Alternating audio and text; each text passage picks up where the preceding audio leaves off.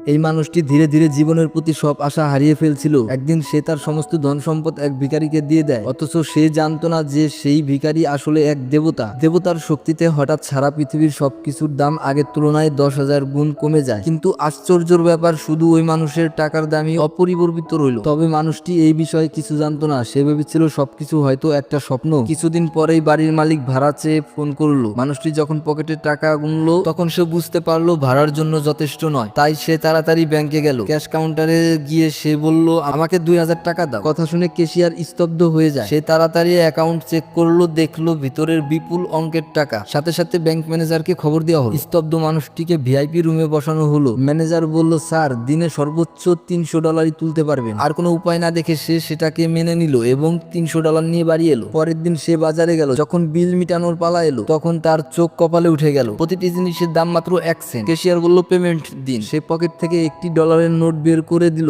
Note দেখে cashier হঠাৎ alarm বাজিয়ে দিল। মুহূর্তেই কালো স্যুট পরা কিছু লোক তাকে ধরে নিয়ে যাওয়ার জন্য চেষ্টা করলো। ঠিক তখনই দোকানের মালিক এসে তাকে বাঁচালো এবং মালিক বলল, এই একটা নোট দিয়ে পুরো শপিং সেন্টার কিনে নেওয়া যাবে। কথা শুনে মানুষটি হতবাক হয়ে গেল। দোকান মালিক তাকে সসম্মানে বাসায় পৌঁছে দিল। কিন্তু বাসার সামনে মালিক দাঁড়িয়ে রইল। এখনো তোমার 2 মাসের ভাড়া বাকি। মানুষটি পকেট থেকে $100 একটা নোট বের করে দিল। মালিক সেটা দেখে আনন্দে আত্মহারা হয়ে গেল। সে বলল, এই একটি নোটের বিনিময়ে আমার পুরো বাড়ি তোমাকে দিয়ে দিচ্ছি। মানুষটি সম্পূর্ণ হতবুদ্ধি হয়ে গেল। তখন তার হঠাৎ বোধ হলো অন্য সবার টাকার মূল্য কমে গেছে, শুধু তার টাকার আসল মূল্য ধরে রেখেছে। সে চুপি চুপি মোবাইল বের করে তার ব্যালেন্স চেক করলো আর তার হৃদয় আনন্দে ভরে উঠল।